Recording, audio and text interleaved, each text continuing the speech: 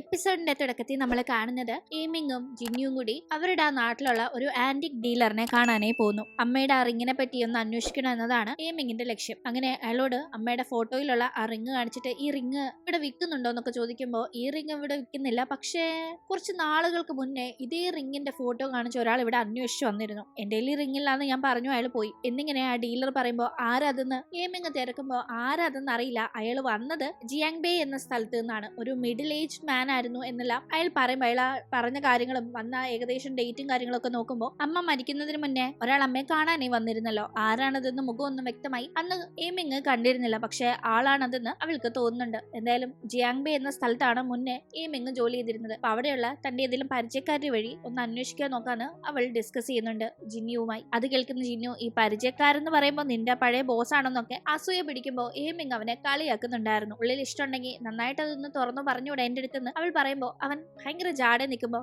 നിന്റെ ഒരു pet dog ഉണ്ടല്ലോ, അതിനൊരു ഗേൾ ഫ്രണ്ട് സെറ്റ് ആയാൽ പോലും നിനക്ക് സെറ്റ് ആവുമെന്ന് എനിക്ക് തോന്നുന്നില്ല എന്ന് പറഞ്ഞ് നന്നായി തന്നെ അവനെ കളിയാക്കുന്നു. എന്റെ ഡോഗെ എന്നെ പോലെയാ, അതിന് ഗേൾ ഫ്രണ്ട് ഒന്നും വേണ്ടെന്നില്ല അവൻ പറയുമ്പോൾ എങ്കിൽ ബെറ്റ് വെക്കാം, ഈ ചെറിയൊരു ക്യാമറ ഞാൻ നിന്റെ ഡോഗിന്റെ കോളറിൽ സെറ്റ് ചെയ്യാം, അത് ഏതെങ്കിലും പെൺപെട്ടിയുമായി കമ്പനി അടിക്കുന്ന കണ്ടാല് അപ്പൊ നീ സമ്മതിച്ചേക്കണം, നിന്റെ ഡോഗ് നിന്നെക്കാളും റൊമാൻറ്റിക് ആണെന്ന്. എന്റെ അടുത്ത് തോറ്റ അത് സമ്മതിച്ചു തരാൻ മടിക്കരുതെന്നെല്ലാം അവൾ കളിയാക്കുമ്പോൾ അവൻ ആകെപ്പാടെ ഇതൊക്കെ കേട്ട് ചിരി വരുന്നുണ്ടായിരുന്നു. അങ്ങനെ പിന്നീട് നമ്മൾ ന്യൂ ഇയർ ആണ് കാണുന്നത്. ന്യൂ ഇയറിന് മെങ് അവളുടെ മുത്തശ്ശിയുടെയും ആന്റിമാരുടെയും കൂടെ കുക്കിങ്ങിലായിരുന്നു. പക്ഷെ ആ സമയത്ത് ഇച്ചിരി ബട്ടർ ആവശ്യമായിട്ടുണ്ട്, ഞാൻ വേഗം ബട്ടർ വാങ്ങിച്ചിട്ട് വരാന്ന് പറഞ്ഞ് ഇറങ്ങുന്ന മെങ് നേരെ പോകുന്നത് ഷോപ്പിലേക്കല്ല, മറിച്ച് ജിന്നുവിന്റെ അടുത്തേക്കാണ്. അവിടെ പോയി ജിന്നുവിനോട് ന്യൂ ഇയർ സെലിബ്രേറ്റ് ചെയ്യാനായി തന്റെ കൂടെ വരാനേ അവൻ പറയുമ്പോൾ ഇല്ല, ഞാൻ മുത്തശ്ശിയുടെ അടുത്ത് പോകാനിരിക്കുകയാണെന്ന് അവൻ പറയുന്ന ടീം മുത്തശ്ശിയെ വിളിച്ചു കൊടുക്കുന്നുണ്ട്. മുത്തശ്ശി ആട്ടെ വേണ്ട വേണ്ട, ഞാൻ ഇവിടെ ഹോസ്പിറ്റലിൽ ഇവിടെ ഉള്ളവരുടെ കൂടെ ഒക്കെ ഇരിക്കാം, നീ പോയി ന്യൂ ഇയർ സെലിബ്രേറ്റ് ചെയ്തിട്ട് വന്ന് പറഞ്ഞ് അവനെ മെങ്ങിന്റെ കൂടെ മുത്തശ്ശി പറഞ്ഞു വിടുന്നു. അങ്ങനെ മെങ് ജിന്നുവിനെ കൂട്ടി വീട്ടിലേക്ക് എത്തുമ്പോൾ ഓൾറെഡി ജിന്നുവിനെ കണ്ടു പരിചയമുള്ള മുത്തശ്ശിയും ഒരു ആന്റിയും ഈ പയ്യൻ എന്തിനാ ഇപ്പൊ വീട്ടിൽ കൊണ്ടുവന്ന,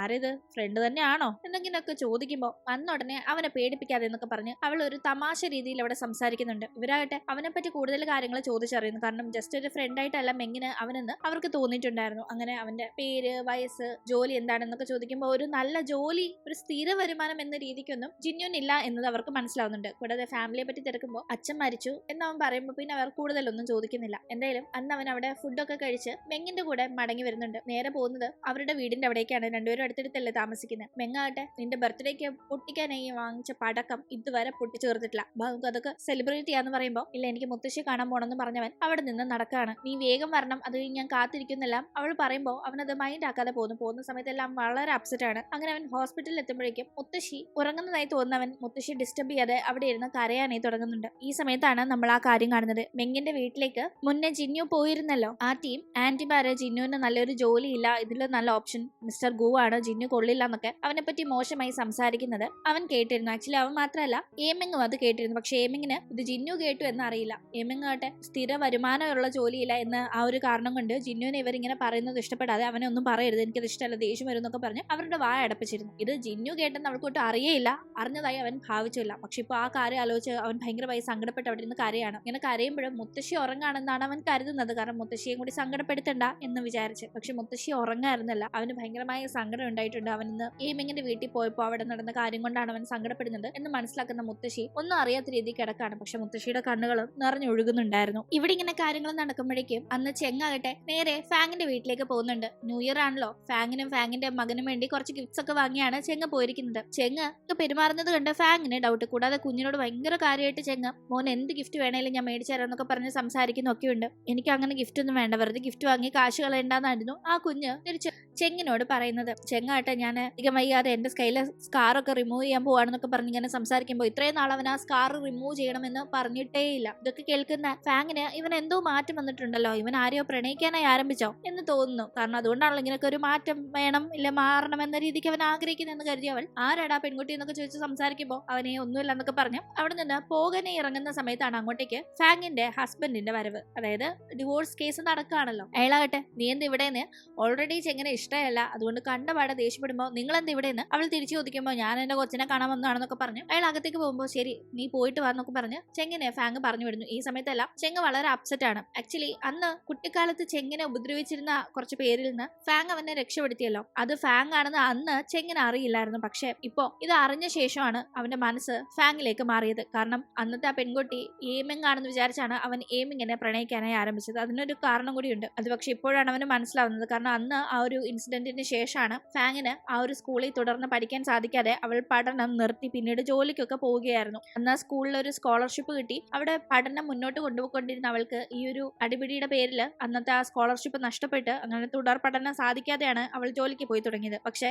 ഈ ഒരു കാര്യം അന്ന് ചെങ്ങ് അറിഞ്ഞതേ ഇല്ല. എന്തോ കാരണം കൊണ്ട് ഫാങ് പഠനം ഇവിടെ അവസാനിപ്പിച്ച് ജോലിക്ക് പോകുന്നതെന്ന് അവൻ കരുതിയിരുന്നുള്ളൂ. പക്ഷെ തനിക്ക് വേണ്ടിയാണ് എന്ത് സംഭവിച്ചതെന്നത് ഇപ്പോഴാണല്ലോ അവന് ആ തെറ്റിദ്ധാരണ ക്ലിയർ ആക്കിയ കൂട്ടത്തിൽ ഈ മിങ് പറഞ്ഞു കൊടുത്തത്. അതുകൊണ്ട് തന്നെ അവൻ ആകെ തകർന്നിട്ടുണ്ടായിരുന്നു. പ്രത്യേകിച്ച് വലിയ പഠിപ്പൊന്നും ഇല്ലാന്ന് പറഞ്ഞാണ് ഫാങ്ങിന് ഇതുപോലെ ഒരാളെ കല്യാണം കഴിക്കേണ്ടി വന്നതും പിന്നീട് അവരുടെ റിലേഷൻ ആ മാരേജ് അങ്ങനെ സക്സസ്ഫുൾ ആവാതെ ഇങ്ങനെയൊക്കെ ആയതും ആ ഒരു കാര്യമൊക്കെ ഇപ്പൊ അവന് ഭയങ്കര കുറ്റബോധമായി തോന്നുന്നുണ്ട്. അവൾ അന്ന് തന്നെ ഹെൽപ്പ് ചെയ്യാൻ വന്നില്ലായിരുന്നെങ്കിൽ ഇങ്ങനെയൊന്നും അവൾക്ക് സംഭവിക്കില്ലായിരുന്നല്ലോ എന്ന ആ ഒരു കാരണം കൊണ്ട് ഭയങ്കര സങ്കടം അവനുണ്ട്. എങ്ങനെങ്കിലും ഫാങ്ങിനെ ഈ സങ്കടങ്ങളിൽ നിന്ന് രക്ഷപ്പെടുത്തണം, അവളെ കുഞ്ഞിനെ നന്നായി നോക്കണം എന്നതാണ് അവനിപ്പോ ആഗ്രഹിക്കുന്നത്. ഇവിടെ അങ്ങനെ കാര്യങ്ങൾ നടക്കുമ്പോഴേക്കും ജിന്നു തിരിച്ചു വരാതെ ഹോസ്പിറ്റലിൽ തന്നെ ഇരിക്കുകയാണെന്ന് മനസ്സിലാക്കുന്ന എയിമിങ് അവനെ ഫോൺ ചെയ്യുമ്പോൾ അവനാകട്ടെ അവളോട് പറയുന്നുണ്ട് വെറുതെ അവന് പുറകെ നടക്കണ്ട, അവൾക്ക് ചേർന്ന ഒരാളല്ല അവൻ, അതുകൊണ്ട് വെറുതെ വിട്ടേക്കാൻ. അവൻ അതും പറഞ്ഞ് കോള് കെട്ടിയുമ്പോൾ അരിശം തീരാതെ അവളാകട്ടെ അവന് മെസ്സേജ് അയക്കുന്നുണ്ട്, നീ എന്തൊരു പേടിത്തൊണ്ടനാ, ഞാനൊരു പെൺകുട്ടിയായിട്ടും എത്രത്തോളം ഇനിഷ്യേറ്റീവ് ഞാൻ എടുക്കുന്നുണ്ട്, എനിക്ക് നിന്നോടുള്ള ഇഷ്ടം എക്സ്പ്രസ് ചെയ്യാനേ ഒരു 99 സ്റ്റെപ്പ് ഞാൻ മുന്നോട്ട് വന്നു നിന്റെ അടുത്തേക്ക്, പക്ഷെ ആ ഒരേ ഒരു സ്റ്റെപ്പ് എന്റെ അടുത്തേക്ക് വരാൻ നിനക്ക് വയ്യ, ഇതിങ്ങനെ പോയാൽ ശരിയാവില്ല എന്നൊക്കെ പറഞ്ഞ് അവൾ വോയിസ് മെസ്സേജ് റെക്കോർഡ് ചെയ്യുന്നുണ്ടെങ്കിലും അവസാനം അത് അയക്കാതെ ഡിലീറ്റ് അടിച്ച് ഭയങ്കരമായി പൊട്ടിക്കരയാണ്. ഇതേ ടീം ജിന്നുവും എയിമിങ്ങിനോടുള്ള അവന്റെ ഇഷ്ടം വർക്കൗട്ട് ആവില്ല, അതുകൊണ്ട് അത് വെറുതെ മനസ്സിൽ കൊണ്ട് നടക്കണ്ടെന്ന് ഇങ്ങനെ അവനെ തന്നെ ഓർമ്മപ്പെടുത്തി ഭയങ്കര സങ്കടത്തിൽ ഇരിക്കുകയാണ്. അങ്ങനെ പിന്നീട് അടുത്ത ദിവസം ഫാങ്ങിനെ കാണാനായി പോകുന്ന എയിമിങ് ജിന്നുവിന്റെ കാര്യം വർക്കൗട്ട് ആവില്ല, അവൻ ഇങ്ങനെയൊക്കെ ചെയ്തു എന്നൊക്കെ പറഞ്ഞ് ഭയങ്കരമായി അവളുടെ ഷോപ്പിലിരുന്ന് സങ്കടപ്പെട്ടുകൊണ്ടിരിക്കുകയാണ്. അതേ ടീം ജിന്നു ആകട്ടെ അടുത്ത ദിവസം ഹോസ്പിറ്റലിൽ നിന്ന് തിരിച്ച് വീട്ടിലേക്ക് എത്തുമ്പോഴേക്കും അവളാകട്ടെ അവനും കൂടി ചേർന്ന് നട്ട് അവളുടെ വീട്ടിലെ ആ ഒരു ചെടികളൊക്കെ പിഴുതെറിഞ്ഞിരിക്കുന്നു. അവന്റെ ഡോഗിന്റെ കോളറിൽ നിന്ന് ആ ഒരു ക്യാമറ മാറ്റിയിരിക്കുന്നു. അവനും കൂടി വന്നിട്ട് പൊട്ടിക്കാനായി അവൾ സൂക്ഷിച്ചു വെച്ചിരുന്ന പടക്കങ്ങളൊക്കെ വെള്ളത്തിൽ മുക്കിയിട്ടിരിക്കുന്നു. അങ്ങനെ പല കാര്യങ്ങളും ചെയ്തു വെച്ചിരിക്കുന്നത് അവന് ശ്രദ്ധിക്കുന്നുണ്ട്. അപ്പോഴേക്കും ജിന്നുമായിട്ടുള്ളതൊന്നും വർക്കൗട്ട് ആവില്ല എന്ന് പറഞ്ഞ് സങ്കടപ്പെടുന്ന എയിമിങ്ങിനോട് എന്ത് പറ്റി, കാര്യങ്ങളൊക്കെ നന്നായി പോവാണ്, അവൻ നിന്നോട് താല്പര്യം കാണിക്കുന്നുണ്ടെന്ന് നീയല്ലേ പറഞ്ഞത്, പിന്നെന്താ അതിന്റെ ഇടയിൽ സംഭവിച്ചെന്നല്ല ഫാങ് തിരക്കിക്കൊണ്ടിരിക്കുമ്പോഴാണ് അങ്ങോട്ടേക്ക് ചെങ്ങിന്റെ വരവ്. ചെങ്ങ് പക്ഷെ വണ്ടിയിൽ ഇങ്ങനെ ഇരിക്കാണ്, ഇങ്ങോട്ട് ശ്രദ്ധിക്കുന്നുണ്ട്. അത് കണ്ട് എയിമിങ് ദേ വന്നിട്ടുണ്ട് രാവിലെ നിന്നെ കാണാനായിട്ട് ഒരാളെന്ന് പറയുമ്പോ ഫാങ് നോക്കുമ്പോ ചെങ്ങ് ഇവനെന്തിനാ എന്നെ കാണാൻ വരുന്നതെന്ന് ഫാങ് മനസ്സിലാവാതെ ചോദിക്കുമ്പോഴേക്കും ഷോപ്പിലേക്ക് വരുന്ന ചെങ്ങ് സാധാരണ ഒരു ഗുണ്ട സ്റ്റൈലിലൊക്കെയാണ് സംസാരിക്കുന്നതെങ്കിൽ ഇപ്പൊ ഭയങ്കര കൂളായിട്ട് ഇത്ര സ്വീറ്റ് ആയിട്ടാണ് സംസാരിക്കുന്നതെന്ന് അറിയാവോ. ഇവരെ കണ്ടപാടെ രാവിലെ ഗുഡ് മോർണിംഗ് ഒക്കെ പറഞ്ഞ് അവൻ ജിന്നുവിനെ തിരിച്ച് ജോലിക്ക് എടുക്കാൻ തീരുമാനിച്ചു എന്നൊക്കെ പറഞ്ഞ് ഭയങ്കര ഡീസന്റ് ആയിട്ട് സംസാരിക്കുന്നു. അങ്ങനെ പിന്നീട് നമ്മൾ കാണുന്നത് ഡോക്ടർ ഗവോയാണ്. ഗവോ ജിന്നുവിന്റെ മുത്തശ്ശിയെ പരിശോധിച്ചുകൊണ്ടിരിക്കുകയാണ്. മുത്തശ്ശിയുടെ കാലിന് ഉണ്ടായ പരിക്കൊക്കെ മാറി ഇപ്പൊ ഡിസ്ചാർജ് ആവാറായിട്ടുണ്ട്. എന്തായാലും ആ ഒരു കാര്യം സംസാരിച്ചുകൊണ്ടിരിക്കുമ്പോഴേക്കും ഡോക്ടർ ഗവോയുടെ അടുത്ത് കൺസൾട്ടേഷൻ റിലേറ്റഡ് ആയ ഒരു കാര്യവുമായി മറ്റൊരു സ്റ്റാഫ് വന്ന് സംസാരിക്കുമ്പോൾ ഇന്ന് എനിക്കൊരു മീറ്റിംഗ് ഉണ്ട്, എന്റെ നെഫ്യൂവിന്റെ ഇന്റേൺഷിപ്പിന്റെ കാര്യത്തെ പറ്റി എനിക്ക് എയിമിങ്ങിനെ കണ്ട് സംസാരിക്കാൻ പോകണം, അപ്പോൾ അതുകൊണ്ട് പറ്റില്ല എന്നൊക്കെ പറയുമ്പോൾ അത് മുത്തശ്ശിയും ജിന്നുവും കേൾക്കുന്നുണ്ട്. ഗവോ പോയ ശേഷം ജിന്നുവിനെ മുത്തശ്ശി വഴക്ക് പറയാണ്, എയിമിങ് നല്ലൊരു പെൺകുട്ടിയായിരുന്നു, നിനക്ക് പറ്റിയ പെൺകുട്ടി, എന്നിട്ട് നീ നിന്റെ കയ്യിലിരിപ്പ് കാരണം അത് കുളമാക്കിയല്ലോ, അതേ കണ്ടോ ഡോക്ടർ അവളെ കാണാൻ പോവാന്നൊക്കെ പറഞ്ഞ് മുത്തശ്ശി സംസാരിക്കുമ്പോൾ ജിന്നുവിന് കുറച്ച് ടെൻഷൻ ആവുന്നുണ്ടായിരുന്നു. എന്തായാലും ഡോക്ടർ ഗവോയെ എയിമിങ് കാണാനായി പോകുമ്പോൾ കൂട്ടിന് ഫാങ്ങിനെയും വിളിക്കുന്നുണ്ട്. ഫാമിലി നിർബന്ധിച്ച് എയിമിങ്ങിനെ ഡോക്ടർ ഇതിനെ കാണാനായിട്ട് വിളിക്കുന്നുണ്ട്. പോയേ പറ്റുന്നൊക്കെ പറഞ്ഞു വിടുമ്പോൾ അവൾ ഒറ്റയ്ക്ക് പോകാനുള്ള മടിക്കാണ് ഫാങ്ങിനെയും വിളിക്കുന്നത്. ഇതേ ടീം അവിടേക്ക് തന്നെ ഫാങ്ങിന്റെ പുറകെ നടക്കുന്ന ചെങ്ങും ഒപ്പം ഇവിടേക്കാണ് ഇവർ പോകുന്നതെന്ന് അറിഞ്ഞ് ജിന്നുവും വരുന്നുണ്ട്. ഇവരകത്തു നിന്ന് സംസാരിക്കുമ്പോൾ ചെങ് ഇങ്ങനെ പുറത്തുനിന്ന് നോക്കുന്നത് ജിന്നു കാണുന്നുണ്ട്. ജിന്നു നോക്കുന്നത് ചെങ്ങും കാണുന്നുണ്ട്. നീ അവളെ ലൈൻ അടിക്കാൻ നോക്കിയാൽ നടക്കുമെന്ന് എനിക്ക് തോന്നുന്നില്ല, അവൾ വളരെ ടഫാണെന്നെല്ലാം എയിമിങ്ങിനെ പറ്റി ചെങ്ങ് പറയുമ്പോൾ സാരയില്ല, ആരെ ലൈൻ അടിക്കണമെന്ന് അറിയാതെ നടക്കുന്നതിനേക്കാളും നല്ലതല്ലേ എന്നെല്ലാം ജിന്നു തിരിച്ച് ചെങ്ങിനെ കളിയാക്കുന്നുണ്ടായിരുന്നു. എന്തായാലും ഇവരങ്ങനെ അകത്തേക്ക് ചെല്ലുമ്പോഴേക്കും അവർ സംസാരിക്കുന്നത് കേൾക്കാം. ഗവോ അന്ന് വെഡിങ്ങിന്റെ അവിടെ വെച്ച് ഞാൻ സംസാരിച്ചതൊക്കെ കുറച്ച് ഡിസ്റ്റർബിംഗ് ആയോ എന്നൊക്കെ ചോദിക്കുമ്പോൾ ഒരു കുഴപ്പമില്ല എന്നൊക്കെ അവൾ പറയുന്നുണ്ട്. അല്ല നിങ്ങൾക്ക് കുറച്ചുകൂടെ പ്രായം കുറഞ്ഞ ഒരാളെ അല്ലേ ഇഷ്ടം, ഞാൻ കുറച്ച് ഓവർ ഏജ്ഡ് ആയിരുന്നു തോന്നുന്നുണ്ടോ എന്നൊക്കെ ഗവോ ചോദിക്കുമ്പോൾ അതൊക്കെ എന്റെ മനസ്സിലെ അനാവശ്യ ചിന്തകളായിരുന്നു എന്ന് എനിക്കിപ്പോ മനസ്സിലായി എന്നൊക്കെ പറഞ്ഞ് അവൾ ഞാനിപ്പോ റിയാലിറ്റിയിലേക്ക് റിട്ടേൺ ചെയ്തു. ന്യൂ ഇയറിനാണ് എനിക്ക് അങ്ങനെ ഒരു തിരിച്ചറിവുണ്ടായത്, അതുകൊണ്ട് എന്റെ മനസ്സിലിപ്പോ യാതൊരുവിധ ക്ലാരിറ്റി പ്രശ്നങ്ങളും ഇല്ലാന്നല്ല അവിടെ ഇരിക്കുന്ന ജിന്നുവിനെ നോക്കി കുത്തി കുത്തി സംസാരിക്കുന്നുണ്ടായിരുന്നു. എന്തായാലും അത് കേൾക്കുന്ന ഗവോ ആട്ടെ അതെ, പ്രായം കുറഞ്ഞ പയ്യനെ കെട്ടുന്നതിലൊന്നും ലൈഫ് സക്സസ് ആയി മുന്നോട്ട് പോകുന്ന എനിക്ക് തോന്നുന്നില്ല, ഈവൻ രണ്ടുപേരും ഒരേ പ്രായമാണ് ആണെങ്കിൽ പോലും പെൺകുട്ടി കുറച്ചുകൂടെ മെച്യൂരിറ്റി കാണിക്കും. അപ്പൊ ഈ പയ്യന്റെ മെച്യൂരിറ്റി ഇല്ലായ്മ അവരുടെ റിലേഷനെ ബാധിക്കുകയുള്ളൂ എന്ന് പറയുമ്പോൾ ഫാങ്ങും അതിനെ ശരിവെച്ച് അവിടെ ഇരുന്ന് സംസാരിക്കുന്നുണ്ട്. ഫാങ്ങും കൂടി ഇതിനെ ശരിവെക്കുമ്പോൾ ചെങ്ങിനും കൂടി അത് കൊള്ളുന്നുണ്ട്. ഓൾറെഡി ജിന്നു അവരവിടെ നിന്ന് പറയുന്ന കെട്ടില്ലെന്നെല്ലാം ചെങ്ങിനെ എരിവിരി കയറ്റുമ്പോൾ ചെങ്ങാട്ടെ അതെങ്ങനെ ശരിയാവും? പ്രായം കൂടിയ പയ്യനെ കെട്ടുന്നതാ ബോറ്, പ്രായം കുറഞ്ഞ ഒരാളെ കെട്ടിന്നോർത്ത് ഒരു കുഴപ്പമില്ലാന്ന് അവന്റെ കാര്യം കൂടി വെച്ച് അവിടെ ഇരുന്ന് സംസാരിക്കുന്നു. അങ്ങനെ അതൊരു വലിയ സംസാരത്തിലേക്ക് കടക്കുമ്പോൾ മെങ് അതിൽ ഇടപെട്ട്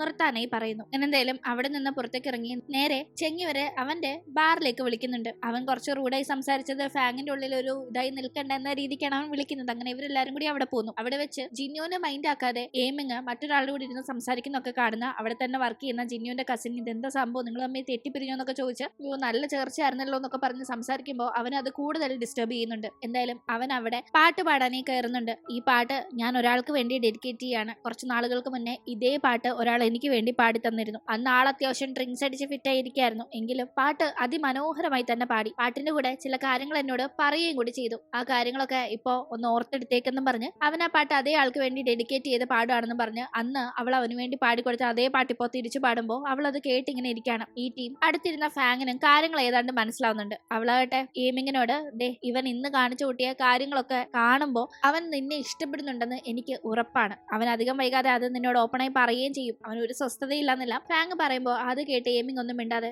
ശരി ഞാൻ പോവാണെന്ന് പറഞ്ഞ് അവിടെ നിന്ന് പോന്നു. അടുത്ത ദിവസം അവളെ തന്നെ വാച്ച് ചെയ്തിരിക്കുകയായിരുന്നു ജിന്നു. അവൾ ബീച്ചിന്റെ അവിടേക്ക് പോകുന്നുണ്ടെന്ന് മനസ്സിലാക്കുന്ന അവൻ അങ്ങോട്ടേക്ക് ചെല്ലുമ്പോഴേക്കും ഫോളോ ചെയ്ത് വന്ന് എന്തിനാണെന്നൊക്കെ പറഞ്ഞു അവൾ ദേഷ്യപ്പെടുമ്പോൾ അവൻ അവളോടുള്ള ഇഷ്ടം തുറന്നു പറഞ്ഞ് അവളെ കിസ് ചെയ്യുന്നുണ്ട്. പക്ഷെ അവൾ അവനെ തട്ടിമാറ്റി അവിടെ നിന്ന് തിരിച്ച് വീട്ടിലേക്ക് പോകുമ്പോൾ അവനും പിറകെ തന്നെ പോകുന്നു. വീടിന്റെ അവിടെ എത്തുമ്പോഴേക്കും അവളാകട്ടെ പാവം തോന്നി അവനോട് സംസാരിക്കാനായി ഒരുങ്ങുമ്പോഴേക്കും അവൾക്ക് ഇപ്പോഴും തന്നോട് താല്പര്യമുണ്ട്. പക്ഷെ താൻ ഒരു ഇനീഷ്യേറ്റീവ് എടുക്കാതെ പിൻവലിഞ്ഞതിന്റെ കലിപ്പാണ് അവൾക്കെന്ന് മനസ്സിലാക്കുന്ന അവൻ അവളെ കിസ് ചെയ്ത് വീണ്ടും പ്രപ്പോസ് ചെയ്യുമ്പോൾ അവൾക്കത് റിജക്ട് ചെയ്യാനായി സാധിക്കുമായിരുന്നില്ല. അങ്ങനെ ഇവരിവിടെ പ്രണയിക്കാനായി ആരംഭിക്കുന്നു. ഇനിയാണ് കഥ തുടങ്ങുന്നത്. പല രഹസ്യങ്ങളും പുറത്തു വരാനായിട്ടുണ്ട്. ശേഷം എന്ത് സംഭവിച്ചെന്ന് നമുക്ക് അടുത്ത എപ്പിസോഡിലൂടെ കാണാം. ഇന്നത്തെ വീഡിയോ ഇഷ്ടമായാൽ മറക്കാതെ ലൈക്ക് ചെയ്തും ഷെയർ ചെയ്തും സബ്സ്ക്രൈബ് ചെയ്തും സപ്പോർട്ട് ചെയ്യണം. വീണ്ടും പുതിയൊരു എപ്പിസോഡുമായി കണ്ടുമുട്ടും വരെ ബൈ.